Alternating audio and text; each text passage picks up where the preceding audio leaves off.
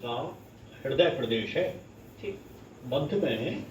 और जो मनुष्य का के जीवन में हृदय का महत्व होता है वही भारतवर्ष में बुंदेलखंड का और उसकी मातृभाषा बुंदेली का भी स्थान है। तो चूंकि बुंदेली हमारी मातृभाषा रही आई, बचपन से जब हम बानपुर में पढ़ते थे तभी हमारे अपने कुछ तुकबंदियाँ लिखा करते थे जिनको लोग कविता कहते हैं जी।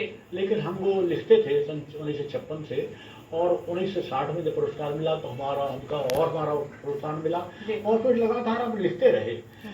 और ये हमें अपने गांव से विराजी रही मोरी खबर शारदा लइए कि मैं अपड़ा आखर ना जानू सो भूली कड़ी मिलइए और तोरे डेरा हिंगलाज में यानो फेरा दइए और ईश्वर कहे शत्रु के बाने छीन के हम खो दइए मोरी खबर शारदा लइए कंठ विराजी रहिए।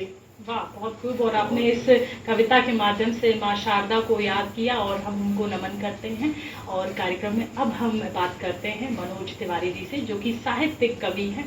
तो मनोज जी, आपकी रचनाएं भी बहुत ही ज़्यादा मैंने सुनी है, बहुत सुंदर रचनाएं आप लिखते हैं।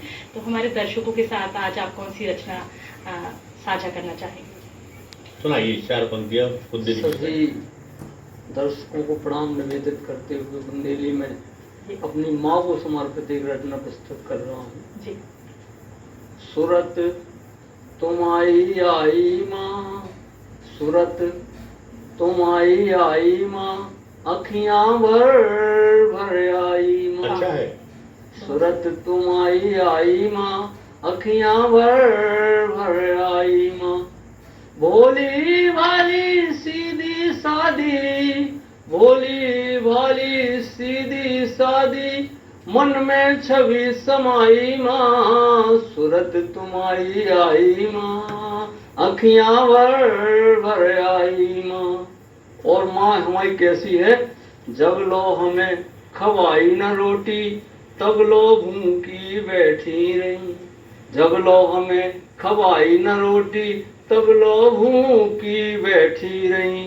कोनो दुख तकलीफ जो हो गई, कोनो दुख तकलीफ जो हो गई, माँ तुम अखल बखल हो गई। अखल बखल को शब्द है आदरणीय, बखल हो गई। जो मांगो सो कर दो पूरा, जो मांगो सो कर दो पूरा, खुशी खुशी ले आई माँ। याद तुम्हारी आई माँ, अखियाँ भर भर आई माँ। बहुत सुंदर रचना। और यहाँ पर आपने भी माँ को याद किया और बताया कि किस तरह से एक बच्चे को बड़े करने में माँ कितना संघर्ष करती है। तो माँ को तो जीवन पर्यंत याद रखना बेहद ज़रूरी है, क्योंकि उन्होंने हमें जन्म दिया है, साथ ही साथ हमें संस्कार भी वही देती हैं। तो हमारे लिए नमन के योग्य हैं माँ, मतलब वंदनीय हैं।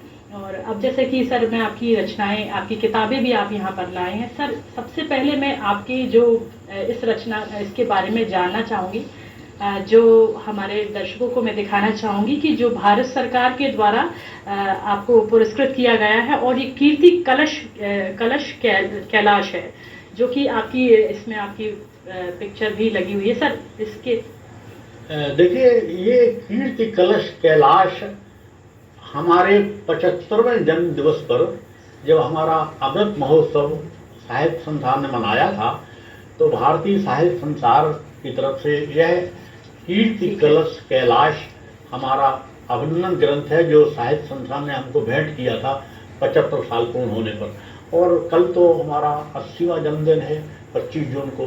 तो 75वां वर्षगांठ पर जो साहित्य संसार ने हमें अभिनंदन किया था वो यह ग्रंथ है कीर्ति कलश कैलाश जी। एक बहुत गौरव का विषय है दर्शकों, हमारे लिए नहीं, पूरे मध्य प्रदेश के लिए नहीं, पूरे भारतवर्ष के लिए, कि हमारे साथ पद्मश्री कैलाश मड़वैया जी हैं, जो कि बुंदेलखंड दिवस पर अपनी एक और जो किताब है उसका जो आप अवलोकन किया जाएगा, जो कि इस किताब का नाम भी हमारे दर्शकों को सर बताएं आप इसके बारे में भी। देखिए, हमने एक लंबे समय तक साहित्य साधना की है और मेरी पहली किताब आई थी बुंदेलखंड का विस्मृत वैभव बानपुर, क्योंकि बानपुर मेरा जन्म स्थान है और बानपुर का ऐतिहासिक महत्व भी है। वहाँ के राजा मर्दन सिंह ने भारत की आज़ादी में नींव शिला का काम किया था, जिसके बारे में मैं आपको बताऊंगा। और ये तो मेरी अभी सद्य प्रकाशित कृति है बुंदेलखंड का सूरज। बुंदेलखंड का सूरज ये पहला प्रमाणिक ग्रंथ है जो छत्रसाल के इतिहास सम्मत काव्य के रूप में आपके सामने कल 25 जून को लोकार्पित होने जा रहा है।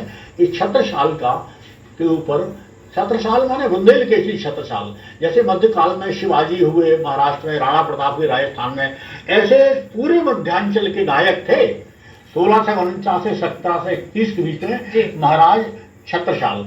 उन पर ये किताब है जो प्रमाणिक इतिहास में आपके सामने कल आ रही है जी। मैं आपकी अगली किताब जो कि बहुत ही सुंदर है, जयवीर बुंदेले वाली जो है, इसके बारे में भी हमारे दर्शकों को बताएं आप, जो आपकी पहली किताब है शायद। इसके बारे में क्या आपने सोचा और किस तरह से आपने विचार किया और इसमें क्या आपने उसको सोचते हुए लिखा? देखिए, ये मेरी पहली किताब नहीं है, ये तो बुंदेली पर मैंने बुंदेली और हिंदी में कई काव्य लिखे हैं। उसमें ये 1857 में आजादी में जिन महापुरुषों ने योगदान दिया है, बुंदेलखंड के उन विभूतियों को प्रणाम करने का उपक्रम है।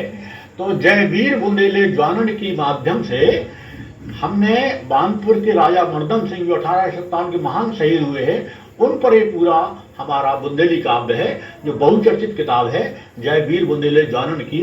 और इसको देश भर में अनेक इसके संस्करण भी निकले हैं।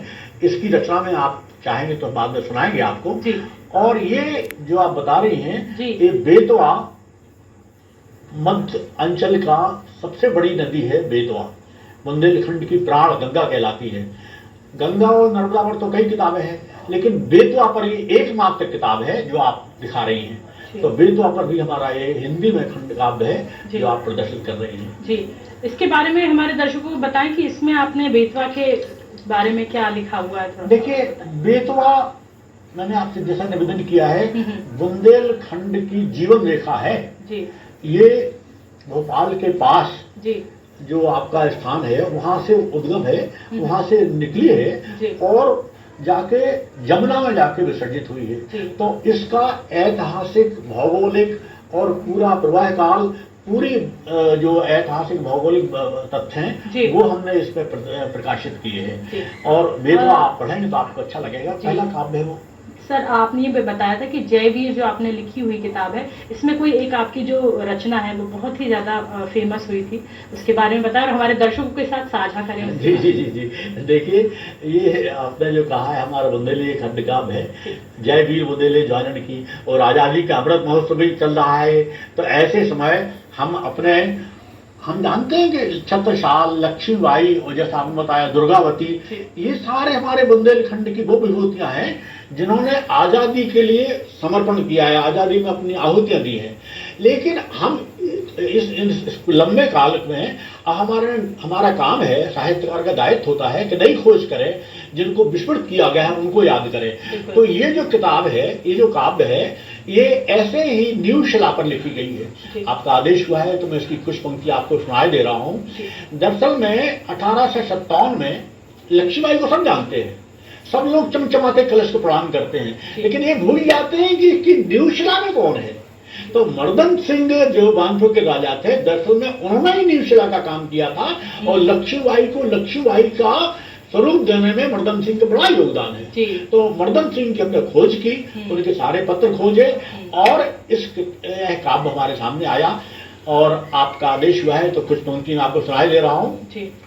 बुंदेली में है और देखिएगा बुंदेली की सामर्थ्य और बुंदेली की ओज में क्या गति है, ये आपको देखेंगे तो आपको अच्छा लगेगा। यही ऐसे ही बरसात के दिन है और बानपुर में राज्यारोहण हो रहा है मर्दन सिंह का। कविता शुरू होती है। माटी से सौंधी बांस उठी, उमड़े घमड़े गार बदले गार, उमड़े घुमड़े बदले गरजे बादर, माटी से सौंधी बास उठी उमड़े घुमरे गरजे बादल पहले अषाढ़ के पानी ने हर आए धरती के आंचल बुंदेले बाके वीरन ने अपने हर देन संभारे थे पानी पाथर के जानन ने खेतन के पांव पखारे थे गैलन गेवड़न में फुआर जमे बेड़न में मका बुआउन लगे आंगन में फतकुल तुरई जमी भीटन पे बोड़ा रे बड़न लगे क्यारन ने बंद बंद फूल आंखों पे जौआ ककरी के लगाए ककोरा बारी पे गेवड़े पर उठे करे लाते मैडन पे हर आई दूबा चौतरियन पे कानी उंगी खपरन पे कुबड़ा की बेलम बोले झूलन पे बिन्ना आझूली बहुत मादी से हाथ पाओ रच गए गोरी गुयन से गोरे आवे लो डार कंदेला फरके में वे खेल चपेटा सन आवे आला अथाई पे होन लगे अलगोजन पे साई झूमे साई गावे बारा मासी दरवा नदियां दोई ढीचू में जे दिन सी अरे बस कारे के राते रिमझिम चौमासे की मने तिक त्योहार बानपुर में मंगल धुर सगुन समासे की गए मोद प्रहलाद महाराज सरग ये मर्दन सिंह के पिताजी के नाम था मोद प्रहलाद गए मोद प्रहलाद महाराज सरग मर्दन सिंह गादी पे राजे बन गए दानपुर वीर बना धुनराज तिलक चौद से बाजे जे जेठा राजकुंवर कुल के जे आए चंदेरी के दिला ते कबू ओछा के सूरज जे आए बुंदेलन के आला बहुत बढ़िया तेरी से आई बधाई तेरी माने 3 नंबर तेरी से आई बधाई थी सरकार लड़ाई वहां की रानी के नाम था लड़ी सरकार तेरी से आई बधाई थी सरकार लड़ाई भेंटे पारे झांसी से लक्ष्मीबाई ने पहुंचाई हृदय की मनोहारे लोढ़ारे चमर चंदेरी ने ललितपुर ने लाल लुटाए थे तलवार ने ताल में तोले मारो नी मोती वारे थे जे बंदनवार बानपुर के बारासुर के भवर सिंह बुंदेलखंड की आनमान अरि मर्दन करते मर्दन सिंह पहुंचाई खबर सिंधी आने जो अंग्रेजन के हो गए थे अपनी माटी में अपने जन अपने हाथन पिछमो रहे थे लक्ष्मी नारायण कश्मीरी ये सिंधिया के दूध का नाम था लक्ष्मी नारायण कश्मीरी ने मर्दन सिंह को जा धमकायो सिंहासन राजे के पहला आज्ञा अंग्रेजन की लियाओ सुन मर्दन को तर फड़क उठो मन की मर्यादा हवा भई राजन को खून खोल आयो छाती आगे को तबा भई हम वीर बानपुर बुंदेला विंध्या के पूत बेतवा के हम आए और छाके बंसज बुंदेलखंड के रेवा के आए फिरंगी पर्दे से पुरखर गाड़ी को टोटो के भगवान राम के सिंहासन रैयत ही राजा अभिषेक है दरबार गुजे जय कारण से भगवान राम राजा की जय जय वीर बुंदेले जौनन की बुंदेले मर्दन सिंह की जय विधना लक्ष्मी से उठ गयो अदबीस राज की लागे उठी बापराधीनता की बेला जिसको पंछी तक नहीं चाउत और जोर फिरंगी गोरन को जब सूरज तक नहीं दो पाउत ऐसे परवश में देश फसो और सिलिया के दब गयो हाथ चुड़िया फूटी ओली सोनी पत्थर आके अथवा छूट आनंद राव खो ओली की राजे की पूर्ण भागे थे फिर मंजूरी खो डलहौजी की सबरे कई बात सहारे थे लक्ष्मीबाई पे गिरी गाज गिरे आवरणा को बाल बने जैसे कोरे से जमुन थे ओरे बहुत सुंदर और इस रचना के साथ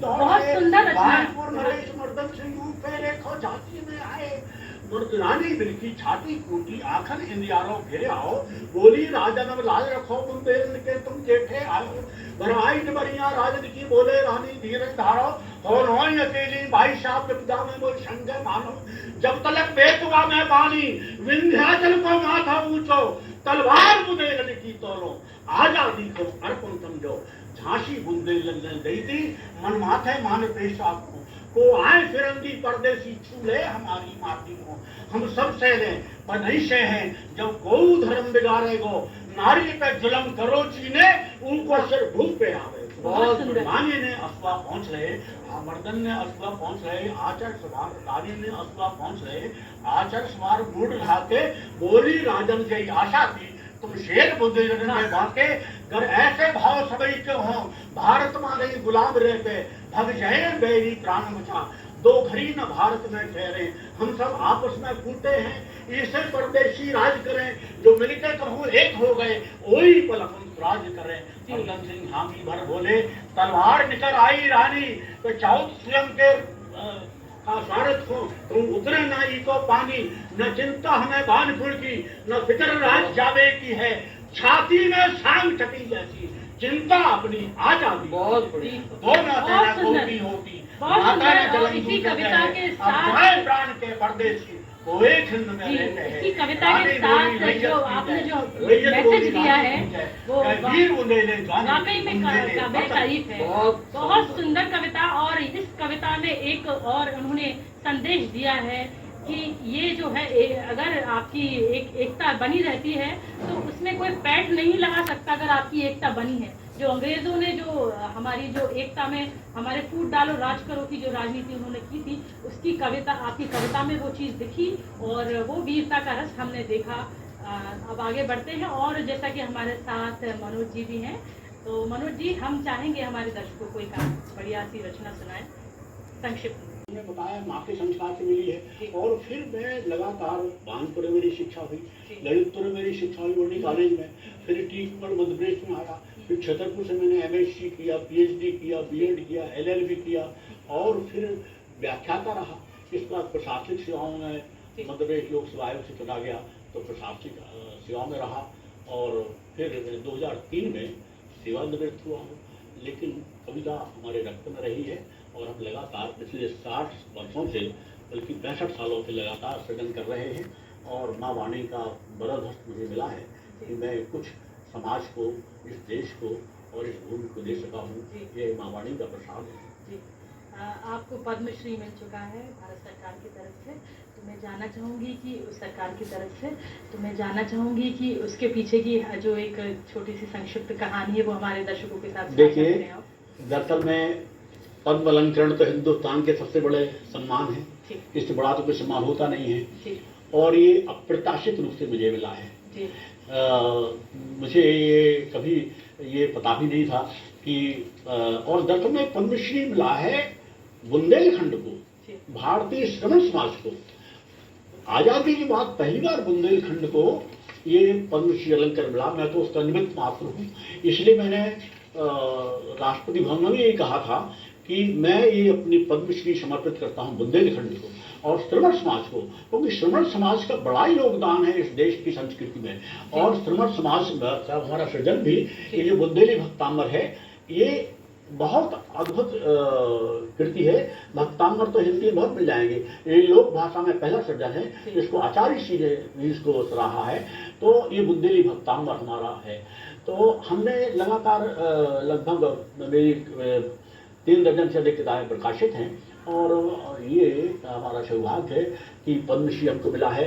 लेकिन भारत के साहित्य संस्थान का भी मिला, साहित्य अकादमी का मिला, लगभग सारे जो वरिष्ठ पुरस्कार हैं, सारे जो पुरस्कार हैं वह माँ वाणी की कृपा से और आप सबकी सद्भावनाओं से, शुभकामनाओं से इस मैं तो निमित्त मात्र हूँ, मुझे मिले हैं। मैं सबको बहुत प्रणाम करता हूँ, और भारत के राष्ट्रपति को भी कि जिन्होंने मुझे पद्मश्री से अलंकृत किया, इस बुंदेलखंड को गौरव दिया, मैं बहुत अपने आप को गौरवान्वित महसूस करता हूँ। जी, बहुत ही आपने उचित बोला ये।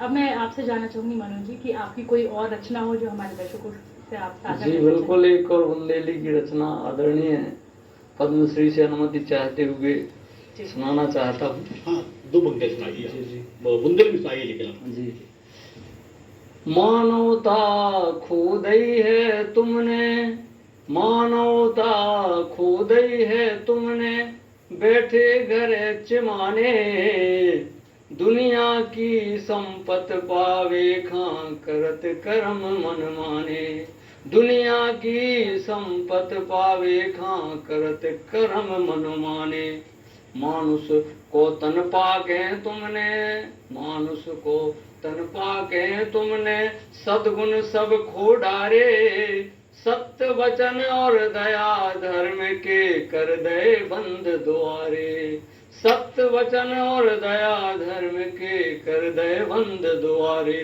प्रीत रीत टोडारी तुमने, प्रीत रीत टोडारी तुमने, अब नहीं लगत सुहाने, ओ दुनिया की दौलत पावे खां करत कर्म मन माने।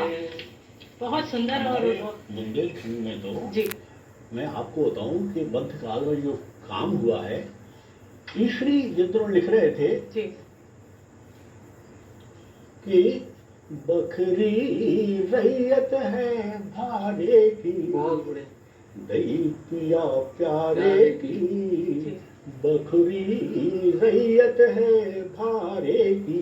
वहीं छत्साल लिख रहे थे कि लाखों घटे कुल साखो न छाड़िए, वस्त्र फटे पिलु और उदय। बहुत ही सीमित शब्दों में अपनी आप कविता सुनाइएगा ताकि हमारे गहना को पेलो को हंसे, भूप छता जल राशि को पेरी वो कौन हूँ बेरे किनारे लगे है। और हिम्मत छोड़े ते किम्मत जाए वो काले कलंक को न बहुत दे। सुंदर। और इसी कविता के साथ मैं आपको धन्यवाद देना चाहूंगी कि आप हमारे कार्यक्रम में आए और आपने अपनी इतनी सुंदर प्रस्तुतियां हम लोगों को सुनाई। और धन्यवाद। दो शब्द कहना चाहेंगे जी जी चलते चलते कि जी पद्मश्री आदरणीय बुंदेली को भाषा का दर्जा दिलाने के लिए अपना पूरा जीवन समर्पित किए हुए हैं। संविधान की 8वीं अनुसूची में दर्ज कराने का हम सभी बुंदेलखंड वासियों का आपका समन्वित प्रयास रहेगा कि बुंदेली भाषा अवश्य बने। हम आपके साथ बिल्कुल।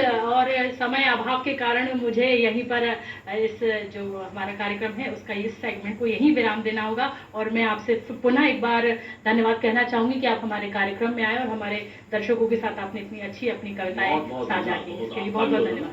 और दूरदर्शन भोपाल का ही बहुत बहुत धन्यवाद कि जो बुंदेलखंड दिवस की पूर्व पीठिका पर आपने बुंदेलखंड के शहीदों को, बुंदेलखंड की विभूतियों को और भारतवर्ष की आज़ादी के अमृत महोत्सव पर याद करने का अवसर दिया, इसके लिए भी भोपाल दूरदर्शन के आभारी हैं। बहुत बहुत धन्यवाद। और दर्शकों, अब समय हो चला है पर्यटन का और आज हम आपको ले चल रहे हैं पर्यटन में अमरकंटक। आइए देखते हैं अमरकंटक।